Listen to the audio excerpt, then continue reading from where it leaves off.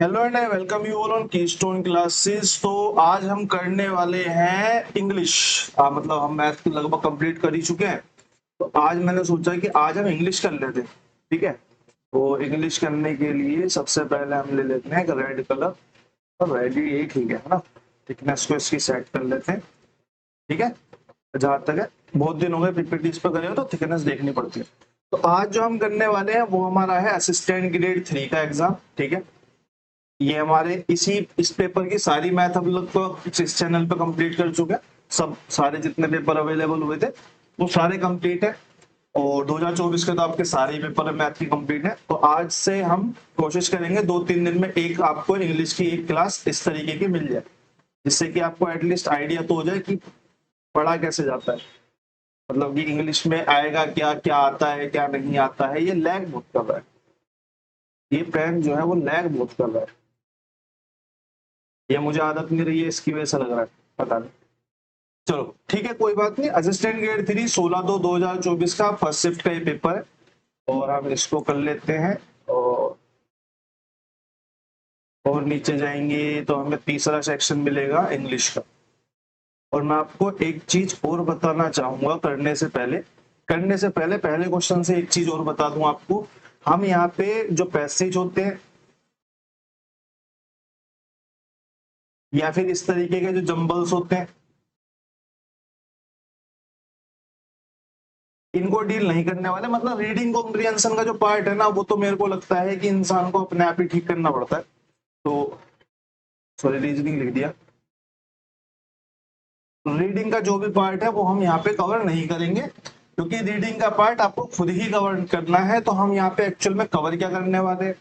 तो हम यहाँ पे एक्चुअल में कवर करने वाले हैं हमारे एंटोनिम्स, सिनोनिम्स, वन वर्ड्स जो भी आए हैं।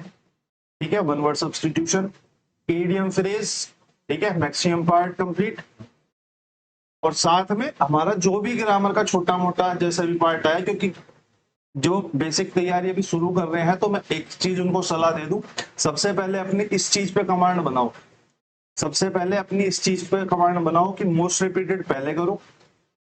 मोस्ट रिपीटेड जो होते हैं वो वर्ड्स पहले करो, उसके बाद थोड़े से और वर्ड्स एड्स में ऐड करो, ऐड ऑन कर लो थोड़े से और वर्ड। उसके बाद आप ग्रामर पे जंप करो, क्योंकि सिर्फ ग्रामर से क्वेश्चन सोल्व नहीं होते एग्जाम में। क्योंकि अगर आपको मतलब ही नहीं पता चलेगा उसका लाइन का, तो आप ग्रामर से कर क्या लोगे? आप ग्रामर रट के चले जाओ, दा यहाँ लगता है, ए यहाँ लगता है, और नथिंग के साथ बट लगता है। तो वो उसका कोई फायदा नहीं। अगर आपको मतलब ही नहीं पता चलेगा तो रीडिंग जब कर ही नहीं पाओगे तो ग्रामर कहाँ से निकाल पाओगे? आधे क्वेश्चन जो सोल्व होते हैं वो रीडिंग के बेस पे सोल्व होते हैं। जैसे कि अब हम चलते हैं पहले क्वेश्चन की तरफ। पहला क्वेश्चन हमारा वही जंबल वाला है, तो इसको हम इग्नोर करेंगे। जंबल वाले क्वेश्चन हम नहीं करने वाले। तो पहला क्वेश्चन हम नहीं करने वाले। दूसरा क्वेश्चन पे देखते हैं। दूसरा क्वेश्चन हमारा है, choose the answer below that spells the word in bold correctly. अब इसमें बोल्ड करेक्टली दिया हुआ है, लेकिन इसने क्या करा हुआ है, ये दो वर्ड को चिपका के दे दिया। ये बताओ, डीएसएस भी ऐसे करती है। एक्चुअल में इसने एक्वेंटेड को बोल्ड ही नहीं करा, एक्वेंटेड को बोल्ड ही नहीं करा, बस उसको खाली चिपका के दे दिया कि इसमें से ढूंढ लो। ऑप्शंस के हिसाब से हम चलेंगे। तो एक्वेंटेड की बात कर रहा है, इस वाले वर्ड की बात कर रहा है। ठीक है, इस वाले वर्ड की बात कर रहा है। इसकी सही स्पेलिंग आपको यहाँ पे दी हुई है, तो मेरे को ये तो लिखवाने की जरूरत नहीं है। तो मैं आपको एक्वेंटेड का मतलब बता दूं। एक्वेंटेड जो होता है वो हमारी एडजेक्टिव होता है। मेरी प्रोनाउंसिएशन के लिए मैं माफी चाहता हूँ। हिंदी बैकग्राउंड से पढ़ा हुआ हूँ, मेहनत करके इंग्लिश सीखी है, तो प्रोनाउंसिएशन तो मेरी ऐसी है। प्रोनाउंसिएशन बोल लो या प्रोनाउंसिएशन बोल लो, मैं इससे ज्यादा करेक्ट नहीं कर सकता इस एज में आके ना। तो प्रोनाउंसिएशन मेरी ऐसी। तो एक्वेंटेड का मतलब होता है हमारा एडजेक्टिव होता है, ये हमारा होता है परिचित। ठीक है, इसका मतलब होता है हमारा परिचित। अगर ये कभी आपका सिनोनिम्स एंटोनिम्स में आया था तो मैं इसके आपको एक दो सिनोनिम्स भी लिखवा देता हूँ। इसका सिनोनिम्स एक बनेगा फैमिलियर, ये तो बहुत ज्यादा सुना ही होगा आप लोगों ने नॉर्मल लाइफ में। एक बनेगा कोग्निजिएंट, कोग्निजेंट सॉरी, कोग्निजेंट। और तीसरा बनेगा हमारा इंटीमेट, इंटीमेट। इन तीनों का मतलब ही आपस में परिचित होता है। ठीक है, तो आपका वर्ड हो गया, और वर्ड्स के साथ सिनोनिम्स हो गए, एंटोनिम्स जो भी इसके अपोजिट हो। नॉन फैमिलियर हो गया, नॉन कोग्निजेंट हो गया। ठीक है, तो ये आपके सब एंटोनिम्स बन जाएंगे। क्वेश्चन नंबर 2 के बाद क्वेश्चन नंबर 3 हमारा ग्रामर का क्वेश्चन है। तो क्वेश्चन नंबर 3 देख लेते हैं। Select the app. इसके बाद जब लास्ट हो जाएगा हमारी ये क्लास, तो मैं आपको 2-3 टॉपिक भी बताऊंगा जो अभी हाल फिलहाल में काफी उसमें है, क्या बोलते हैं उसे, जिनके ऊपर सबसे ज्यादा ग्रामर्स में क्वेश्चन आ रहे हैं। तो 2 से 3 टॉपिक मेरे को आइडेंटिफाई हुए, वो आपको मैं बता दूंगा। इतने हम क्वेश्चन कर लेते तो शायद आपको भी आइडेंटिफाई हो जाए, तो आपके दिमाग में ज्यादा रह जाए। Select the appropriate article from the below option to complete the sentence. Mark no article if there is no requirement of article in the given sentence. No article अगर सेंटेंस में नो आर्टिकल की requirement है तो, अगर नहीं है तो आपको आर्टिकल मार्क करना पड़ेगा। ठीक है, आर्टिकल हमारे कितने होते हैं? आर्टिकल हमारे होते हैं ए, एन और द। का तो मेरे हिसाब से मोस्ट ऑफ लोगों को पता होगा, जहां भी चीजें कोई डेफिनेट हो वहां पे हमारा दा लगेगा। ठीक है, जैसे द सन, ये किसी वर्ड में किसी किसी के बारे में बात करनी है और उस वर्ड में उस लाइन में वो एक बार मार्क हो चुका है। जैसे कि a table is on the floor, the table is broke down, मतलब टेबल फ्लोर पे है और टेबल जो है वो टूटी हुई है। तो हमने सेकंड सेंटेंस में दा इसलिए यूज करा क्योंकि वो पहले सेंटेंस में एक बार यूज होकर पता चल गया था कि हम टेबल के बारे में बात कर रहे हैं। ठीक है, तो वहां दा डेफिनेट होता है और ए और एन में ही मैक्सिमम आपका कंफ्यूजन आएगा। ठीक है, ए और एन में ही आपका ज्यादातर मैक्सिमम कंफ्यूजन आएगा। तो ए और एन जो होते हैं वो इनडेफिनेट आर्टिकल होते हैं हमारे। इनडेफिनेट का मतलब इनकी ना हमें क्वांटिटी पता ना कोई सीमा पता। ठीक है, अब ए और एन के बारे में जो हमारा मेन है, मेन कंसर्न हमारा है कि ए और एन जो है वो हमारे यूज कहाँ होते हैं। तो हमारा जो एन है वो हमारा वोवल्स में यूज होता है, वोवल्स में यूज होता है। अब हमारे वोवल्स क्या होते हैं? इंग्लिश के अंदर हमारे वोवल्स होते हैं ए, ई, आई, ओ, यू। ठीक है, ये हमारे 5 इंग्लिश के अंदर वोवल्स होते हैं। ठीक है, लेकिन इसमें भी एक कैच है, ये इंग्लिश के वोवल से कोई मतलब नहीं है। ऐसे अंग्रेजी को अंग्रेजी के वोवल से ही कोई मतलब नहीं है, उसकी प्रोनाउंसिएशन आप कैसे कर पा रहे हो, इसे इस चीज से मतलब है कि प्रोनाउंसिएशन के बेस पे, ना कि वोवल्स के बेस पे। प्रोनाउंसिएशन प्रोनाउंसिएशन के बेस पे जो है वो हमारे डिसाइड होते हैं कि यहाँ पे ए लगेगा या एन लगेगा। मतलब ए, ई, आई, यू तो ठीक है, लेकिन अगर किसी शब्द के आगे ए आ रहा है, लेकिन भाई साहब वो प्रोनाउंस ए की तरह नहीं हो रहा है। जैसे कि मैं आपको 1-2 एग्जांपल दूंगा। ठीक है, तो वहां पे आपके वो ये एन नहीं लगेगा, वहां पे आपका लगेगा क्या? कॉन्सोनेंट के साथ, कॉन्सोनेंट के साथ लगेगा आपका ए। ठीक है, इतनी बात समझ में आ गई होगी मेरे हिसाब से। अगर मैं कॉन्सोनेंट की बात करूं, ए, ई, आई, ओ, यू को छोड़ के सब कुछ जो एक्सेट्रा में है वो सारे आपके कॉन्सोनेंट होते हैं। ठीक है, अगर मैं इसके साउंड की बात करूं तो साउंड हमारे क्या होते हैं? जो हिंदी के उच्चारण होते हैं हमारे, इसके वोवल्स के, व्यंजन के, है ना, व्यंजन के जो हिंदी के उच्चारण है वो हमारे जब उच्चारण में वो आएंगे तब हम वहां पे ए लगाएंगे, एन लगाएंगे, सॉरी। ठीक है, उच्चारण क्या क्या होंगे हमारे? आ और बड़ा आ, ई और बड़ी ई। ठीक है, ऊ और बड़ा ऊ और बड़ा ऊ, ए और बड़ा ए और ए के साथ मात्रा, ऐनक वाला ए। ठीक है, ओ और ओ, सारी लैंग्वेज उधार ली गई है। तो कहीं की कुछ लैटिन की चीजें मिलेगी, कुछ स्पेनिश की चीजें मिलेंगी, कुछ एंग्लो इंडियन की चीजें मिलेंगी, तो आपको सब मिलेगा। तो हमारा जो मेन कंसर्न है वो एन लगाने का है, वो उच्चारण के बेस पे है, ना कि ए, ई, आई, ओ, यू लगा के आप आ जाएंगे और आपका उससे काम हो जाएगा। ठीक है, जैसे इस क्वेश्चन में अगर मैं बात करूं, नीचे भी आर्टिकल के क्वेश्चन है तो थोड़ा और एक्सप्लेन हो जाएगा। ठीक है, when the meeting ended they had coffee। Coffee कैसे स्टार्ट हो रहा है? वोवल तो नहीं है, वोवल नहीं है तो कॉन्सोनेंट है, कॉन्सोनेंट है तो ए लगेगा। भाई कॉफी को कैसे प्रोनाउंस करते हैं? ऐसे। तो ये आ ई ई उ ए ओ में नहीं आ रहा, तो कॉफी अगर हमारा इसमें नहीं आ रहा साउंड में, तो हमारे कॉफी के साथ क्या लगेगा? हमारा लगेगा फिर ए। अगर इसके साउंड में आता तो हमारा क्या लग जाता? एल लग जाता। जैसे कि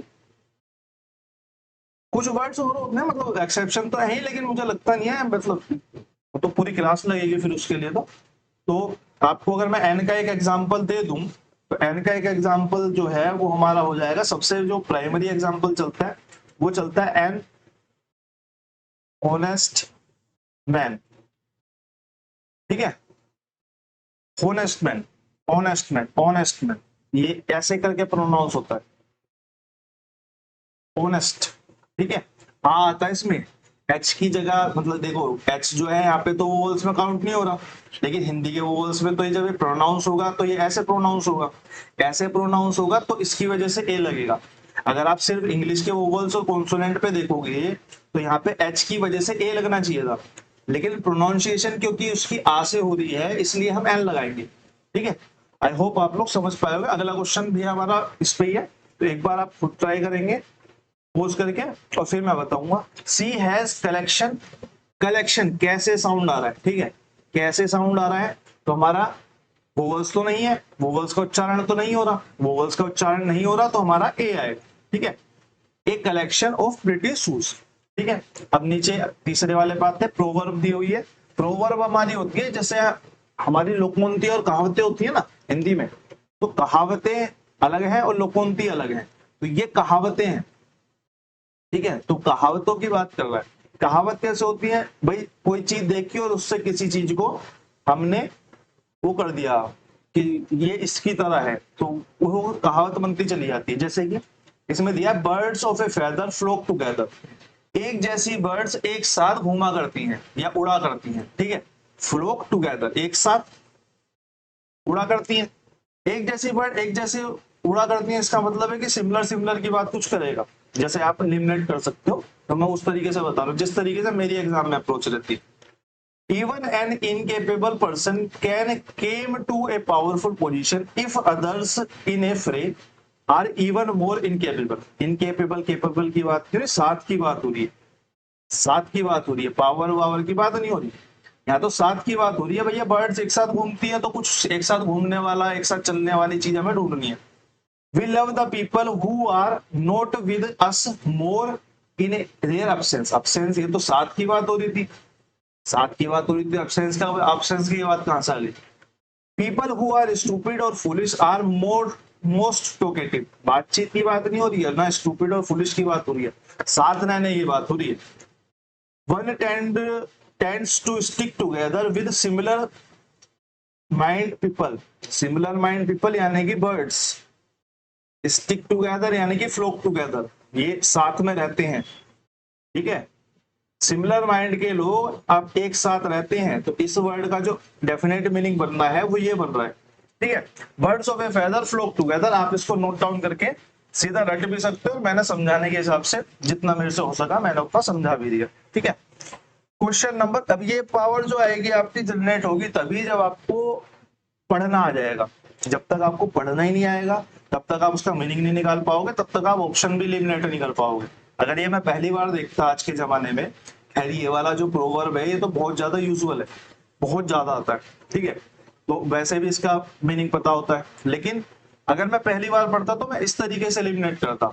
और आप अगर आपको अगर रटना है तो इसके आगे इसका मीनिंग लिखो, birds of a feather flock together, यानी कि एक साथ रहने, एक जैसे लोग एक साथ रहते हैं, बस एक जैसे लोग एक जैसी चीजें जो है वो एक साथ रहती है, ठीक है। क्वेश्चन नंबर 5 के बाद चलते हैं क्वेश्चन नंबर 6 की तरफ। Select the most appropriate preposition, तो क्या हमारा पहला जो ग्रामर का जो आया टॉपिक वो हमारा आया आर्टिकल।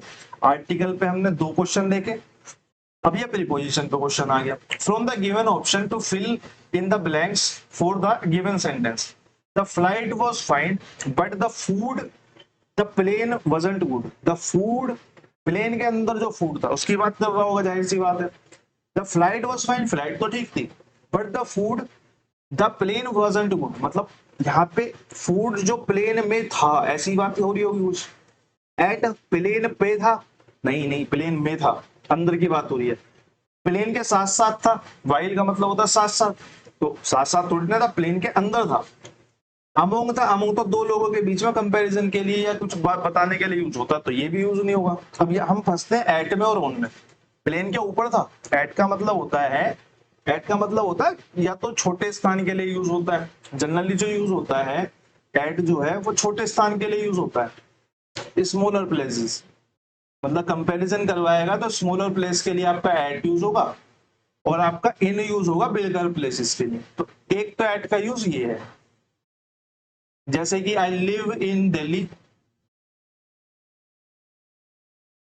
एग्जैक्ट लोकेशन नहीं बतानी ना, हाँ, I live in Delhi at Bhojpur, ठीक है, या फिर एट भजनपुरा या एट यमुना विहार। तो इन यूज होगा बड़े प्लेस के लिए, मैंने दिल्ली के लिए यूज कर दिया, और एट यूज होगा स्मॉलर प्लेस के लिए, मैंने भोजपुर और भजनपुरा यमुना विहार यहाँ पे ऐसे इस तरीके से यूज कर दिया, ठीक है। तो एट और इन इस तरीके से यूज होता है। एक यूज तो एट का ये होता है, ठीक है। और एक एट का यूज होता है हमारा एग्जैक्ट टाइम बताने के लिए। एग्जैक्ट एग्जैक्ट टाइम बताने के लिए, मतलब एग्जैक्ट टाइम वो भी इन आवर्स में, at 5 hour, at 6 hour, at sunrise, at noon, at sunset, सारे एग्जाम्पल तो मैं लिख नहीं सकता, ठीक है। तो ये हमारा एट का एक यूज होता है। एट का कोई भी यूज ऐसा नहीं होता, ठीक है, एट का कोई भी यूज ऐसा नहीं होता। एट का एक यूज होता है क्या, ऊपर के लिए, ठीक ऊपर, ठीक ऊपर के लिए एक यूज एट का ये होता है, ठीक है। अगर मैं ऑन की यूज की बात करूं, ऑन का भी एक यूज टाइम के लिए होता है, लेकिन ऑन लगता है डेज के साथ, ठीक है। ऑन लगता है हमारा डेज के साथ टाइम के लिए, ठीक है। ये एग्जैक्ट टाइम के लिए लगेगा आवर्स के साथ। और एक और लिख लो तो लिख लो, इन लगेगा हमारा एग्जैक्ट टाइम के लिए मंथ या ईयर के साथ, मंथ या ईयर के साथ। इसको आप यहां से भी आइडेंटिफाई कर सकते हो कि इन जो लगता है वो बिगर के लिए लगता है, एट जो है लगता है वो छोटे के लिए लगता है। इन बड़े के लिए लग रहा है यानी कि मंथ और ईयर के लिए लग रहा है, एट एग्जैक्ट टाइम के लिए लग रहा है क्योंकि छोटे के लिए लगता है, ठीक है। तो ओन हमारा डेज के लिए भी लगता है, ठीक है। और ओन का जो ऊपर वो है, ओन का एक यूज जो है हमारा वो है क्या बोलते हैं उसे, मे के लिए, मे या पर, प्लेन पर फूड अवेलेबल था, तो हमारा ये जो है ओन के हिसाब से ठीक हो जाएगा, ठीक है।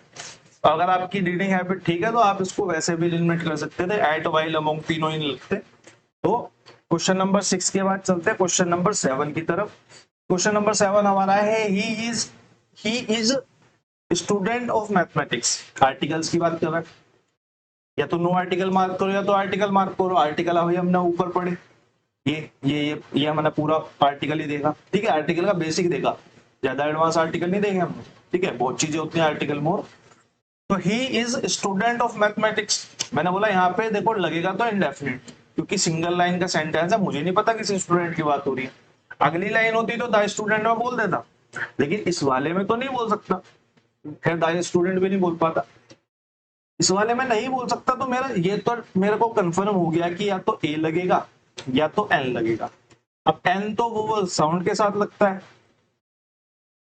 अब वोवल साउंड मैंने पढ़े, दोबारा पढ़ते हैं, आ ई उ ए और एक दो और थे ना, आ ई उ ए ओ ओ, ठीक है। ये साउंड आएगा तो मेरा एन लगेगा, बाकी सबके साथ लगेगा ए। मेरे को ए ई आई ओ यू से कोई खास मतलब इसमें नहीं है, ठीक है। He is student of mathematics, वो मैथमेटिक्स का स्टूडेंट है। स्टूडेंट सै से प्रोनाउंस हो रहा है, सै तो इसमें एन में नहीं आता, सै एन में नहीं आता तो भैया जी ए लग जाएगा। तो ए हमारा यहाँ पे राइट आंसर हो जाएगा। मुझे दोबारा से पूरा समझाने की मुझे लगता है जरूरत नहीं है, ठीक है। अगला क्वेश्चन हमारे आर्टिकल से जो है वो 3 क्वेश्चन हो गए, ये सिर्फ एक ही सेट है अभी तक, ठीक है। आर्टिकल से हमारे 3 क्वेश्चन हो चुके हैं। You wouldn't lie to me, ये हमारा सब्जेक्ट वर्ब एग्रीमेंट बोलो, क्वेश्चन टैग से क्वेश्चन है, ठीक है। ये हमारा चैप्टर होता है क्वेश्चन टैग, ये उससे क्वेश्चन है। अब क्वेश्चन टैग में क्या सिस्टम होता है, जैसे कि क्वेश्चन टैग में एक आपको स्टेटमेंट होगी और आपको उसका क्वेश्चन टैग बनाना होगा, तो अपोजिट बनेगा। जैसे कि स्टेटमेंट अगर नेगेटिव है और यहाँ पे जो क्वेश्चन टैग बनेगा, अगर ये स्टेटमेंट नेगेटिव है तो क्वेश्चन टैग जो बनेगा वो पॉजिटिव बनेगा। अभी मैं समझाता हूँ कैसे, ठीक है, इसी क्वेश्चन में समझाऊंगा। क्वेश्चन टैग जो है वो हमारा पॉजिटिव बनेगा, और लेट्स से अगर स्टेटमेंट जो है वो पॉजिटिव है तो क्वेश्चन टैग जो है वो हमारा नेगेटिव बनेगा, ठीक है। और हमारा जो सब्जेक्ट है सिर्फ वो लग जाएगा, मैं क्या बोलते हैं उसे, सॉरी, हेल्पिंग वर्ब लगेगी, हेल्पिंग वर्ब को नेगेटिव बना के लगेगा, हेल्पिंग वर्ब को नेगेटिव बना के करके, ठीक है। हेल्पिंग वर्ब को नेगेटिव कर देंगे, प्लस में लिख देंगे सब्जेक्ट, बस सिर्फ इतना ही होता है क्वेश्चन टैग, ठीक है। आर्टिकल के हमारे 3 क्वेश्चन आ गए, प्रीपोजिशन के हमारे ग्रामर में 1 क्वेश्चन आ गया है, और हमारा इसमें क्या बोलते हैं क्वेश्चन टैग का अभी तक 1 क्वेश्चन आ गया। तो 4 क्वेश्चन आपके ग्रामर के पोर्शन से अभी तक आ चुके हैं, ठीक है। You wouldn't lie to me, अब देखो यहाँ वुड नॉट है ये, ठीक है, ये इसकी फुल फॉर्म है वुड नॉट की, यहाँ ऐसे लिख देते हैं, वुड नोट की जो है ये शॉर्ट फॉर्म होती है, इस तरीके से वुड नोट लिखा जाता है सेंटेंस के अंदर, ठीक है। You would not lie to me मतलब कि नेगेटिव सेंटेंस है, मैंने बोला नेगेटिव होगा तो क्वेश्चन टैग पॉजिटिव बनेगा, यानी कि यहाँ पे पॉजिटिव बनेगा। क्या लिखना है हमें, हेल्पिंग वर्ब प्लस में सब्जेक्ट लिखना है। हेल्पिंग वर्ब इसमें वुड ही है तो मैंने वुड ही लिख दी। अब मैंने इसमें सब्जेक्ट आइडेंटिफाई करा, सब्जेक्ट तो इसमें यू है, ये ऑब्जेक्ट है, ये हमारा टू क्या होता है हमारा कनेक्टर हो गया, ठीक है। तो यहाँ पे वुड यू से हमारा जो है वो क्वेश्चन टैग बन जाएगा, बस हेल्पिंग वर्ब प्लस में सब्जेक्ट बना के लिख के हमें क्वेश्चन टैग बनाना होता है। ये सिंपल सी डेफिनेशन है क्वेश्चन टैग की, ठीक है। ये हमारा क्वेश्चन हो गया यहाँ पे खत्म, सही, ठीक है। अगर किसी को पढ़ना हो तो प्रिंट टू पैरामाउंट उठाओ, या आजकल वो केडी कैंपस के नाम से आती है शायद, नीतू सिंह वाली जो आती है, उसके अंदर मुश्किल से 2 पन्ने का है और आप उससे क्वेश्चन टैग पढ़ सकते हो, ठीक है। क्वेश्चन नंबर 9, क्वेश्चन नंबर 9 है हमारा, Mount Abu is above 500 feet the sea level. अब ये प्रीपोजिशन का क्वेश्चन, दोबारा प्रीपोजिशन में आपको अंडरस्टैंडिंग ज्यादा होनी चाहिए मेरे हिसाब से। अगर आपको प्रीपोजिशंस के मतलब पता है तो आप इजीली उन्हें आइडेंटिफाई कर सकते हो। आफ्टर, आफ्टर का मतलब तो होता है के बाद, बोलते हैं ना कि आफ्टर यू, आपके बाद, मतलब जैसे लिफ्ट वगैरह में चढ़ोगे या किसी रूम वगैरह में एंटर करोगे या कुछ भी रेस्टोरेंट वगैरह में एंटर करोगे तो आप बोलोगे आफ्टर यू, मतलब आपके बाद में आऊंगा, तो के बाद होता है इसका मतलब। अब वो का मतलब ऊपर होता है। अब हमें यहाँ पे सेंस बिठानी है, क्वेश्चन की सेंस क्या है। अलोंग, अलोंग का मतलब होता है के साथ, और अराउंड का होता है चारों तरफ, चारों तरफ। अब मेरे को क्वेश्चन में सिर्फ सेंस बिठानी है कि यहाँ पे क्या बात करना चाह रहा है। क्या यहाँ पे के बाद की सेंस लेना चाह रहा है, ऊपर की सेंस लेना चाह रहा है, कि साथ की सेंस लेना चाह रहा है, चारों तरफ की सेंस लेना चाह रहा है। Mount Abu is about 500 feet. अब मेरे को यहाँ पे अबाउट से पता चल गया कि ऊपर की बात करना चाह रहा है, मतलब किसी से अबाउट 500 फीट, किसी से किसी की तुलना कर रहा है। अब जो मेरे को पता है माउंट आबू की तुलना क्या करेगा कि माउंट आबू सी लेवल से ऊपर है, सी लेवल से ऊपर है तो के ऊपर के लिए हम क्या यूज करेंगे, अबोव यूज करेंगे। साइंस के बेस पर हमारा ये क्वेश्चन बिल्कुल करेक्ट हो जाता, ठीक है। आई थिंक आप लोगों को समझ में आ गया होगा। अगला हमारा क्वेश्चन है वन वर्ड सब्स्टिट्यूशन, ठीक है। वन वर्ड सब्स्टिट्यूशन हम चारों देखेंगे, चारों के क्या मतलब होते हैं। अनेबल टू पे देयर डेब्ट्स, अब आपको डेब्ट्स का मतलब पता होना चाहिए। डेब्ट्स का मतलब होता है उधार, अनेबल का मतलब नहीं दे पा रहा, भैया जी अपना उधार जो है ना वो नहीं दे पा रहा, उस बंदे को हम क्या कहेंगे, अनेबल टू पे देयर डेब्ट्स। इसका मतलब होता है इंसॉल्वेंट, इंसॉल्वेंट का मतलब होता है जो व्यक्ति अपना उधार ना चुका पाए, ठीक है। इसका मतलब तो सीधा सीधा लिखा हुआ है, आपको ऐसे याद करना है। उक्सोरियस का मतलब होता है हमारा जो अपनी बीवी के सामने सबमिसिव होता है। सबमिसिव का थोड़ा डिसेंट मीनिंग अगर मैं देखूं तो मतलब सारी बातें अपनी बीवी के माने, ठीक है। तो इसका जो आएगा, जो आता है वो आता है सबमिसिव,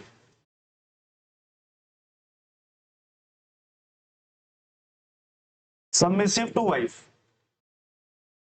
मतलब जो कह दिया वो पत्थर की लकीर है, आज रात को घर से बाहर नहीं निकलोगे पार्टी करने, ठीक है। तो वो हो गया हमारा उक्सोरियस, ठीक है। अब उक्सोरियस का अगर आपको याद करना हो तो मैं आपको एक लैटिन वर्ड भी बता देता हूँ। ये जो उक्सो होता है ना, UXO, इसका मतलब होता है, ये बहुत चीजों में आएगा, बीवी के मर्डर में, शादियों के उसमें चक्कर में आएगा। ये हमारा होता है रूट वर्ड UXO, ये हमारा रूट वर्ड है किसके लिए, वाइफ के लिए।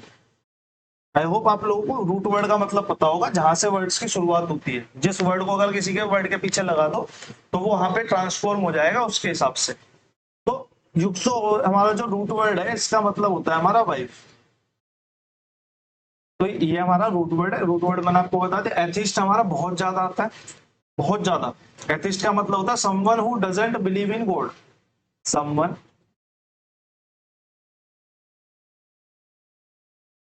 Who doesn't believe in God, जो भगवान में विश्वास ही नहीं रखता। ठीक है, जो भगवान में विश्वास नहीं रखता। अब यही वर्ड जो है वो एक एग्नोस्टिक्स भी है, एग्नोस्टिक। या फिर मैं इसका एक अपोजिट वर्ड आपको और बता दूं, जो भगवान में विश्वास रखता है उसको हम कहते हैं थीस्ट। उसी से बना है एथिस्ट। कुछ वर्ड्स के शुरू में ए लगाने से उनका जो मीनिंग है वो अपोजिट हो जाता है। ठीक है, ये आप धीरे धीरे पढ़ते रहोगे, रीडिंग हैबिट में आपको समझ में आना स्टार्ट हो जाएगा। ठीक है, तो थीस्ट का मतलब होता है हु बिलीव इन गॉड। ये भी आप अपने नोट्स में इंक्लूड कर सकते हो। एग्नोस्टिक, क्योंकि थीस्ट भी बहुत आता है। अब एग्नोस्टिक का मतलब क्या होता है, एक बंदा जिसको भगवान पे विश्वास ही नहीं है, एथिस्ट हो गया। एक बंदा जिसको पता ही नहीं कि भगवान है या नहीं है, मतलब वो श्योर ही नहीं है भगवान है या नहीं है, मेरे को नहीं पता भाई, उसको पता ही नहीं। ठीक है, तो इसका जब आएगा तो ये आएगा a person who is not sure. A person who is not sure if God exists or not, if God exists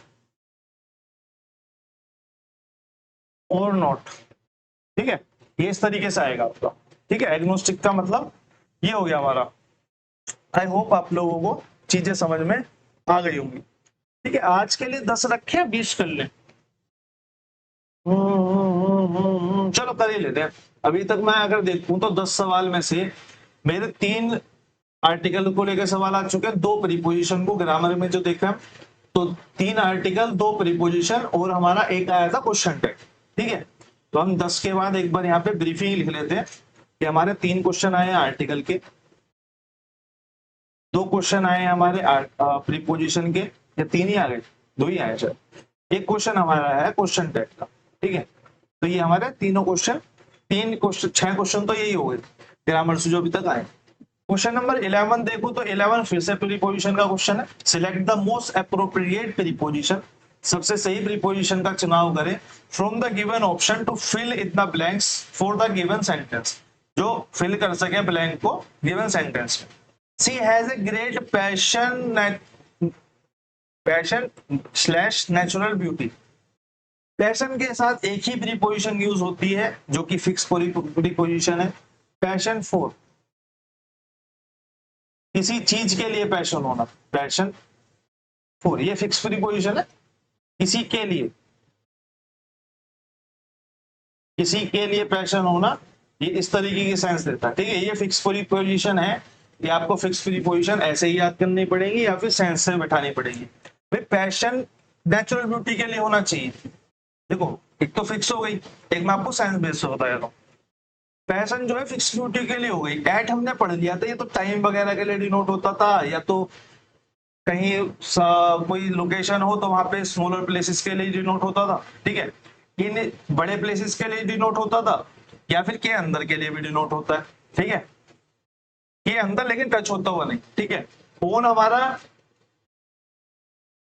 के ऊपर या के अंदर चलता हुआ मूविंग जो ऑब्जेक्ट होगा उसके अंदर यूज होगा ओन हमारा। फोर हमारा के लिए यूज होगा, तो पैशन के लिए होगा ना किसी के लिए, तो हमारा यहाँ पे इस तरीके से हम यहाँ पे एलिमिनेट करके फोर को लगा सकते हैं। ठीक है, अगला क्वेश्चन हमारा एक बार और वन वर्ड सब्स्टिट्यूशन। ठीक है, इसको हम एक बार बढ़ा लेते हैं कि प्रीपोजिशन से 3 क्वेश्चन आ रहे। ठीक है, अभी तक हमारे प्रीपोजिशन आ गए 3 question. Full of criticism and mockery.